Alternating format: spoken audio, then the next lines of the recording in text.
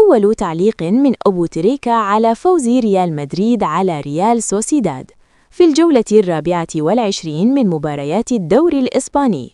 وصرح أبو تريكة قائلاً: فوز مهم جداً لريال مدريد أظهر فيه شخصية النادي الملكي وتطور الفريق مع المدرب أربيلو. فريال مدريد حالياً متصدر الدوري الإسباني حتى لو بشكل مؤقت. هذا يعتبر تطور كبير لأربيلو مع الفريق. وهذه المباراة عجبني تألق أرنولد وفينيسيوس، هم من أسباب هذا الانتصار الكبير. الريال كان جميل، هادئ ومريح، سيطرة بدون توتر وتحكم في الإيقاع منذ البداية. عودة أرنولد أنعشت الجهة اليمنى، حركية، عرضيات وحضور واضح في البناء.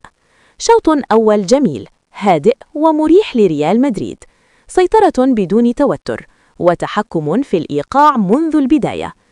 عودة أرنولد أنعشت الجهة اليمنى، حركية، عرضيات وحضور واضح في البناء. وفينيسيوس جونيور نشيط ومزعج لدفاع سوسيداد، كل لمسة منه تحمل خطورة. وفالفيردي كان رائعاً. وبعد هذا الانتصار أعزائي المشاهدين، تصدر ريال مدريد الدوري الإسباني بشكل مؤقت وبفارق نقطتين عن برشلونة الذي يلعب يوم الاثنين مع نادي جيرونا. وإلى هنا نصل إلى نهاية هذا الفيديو أعزائي المشاهدين.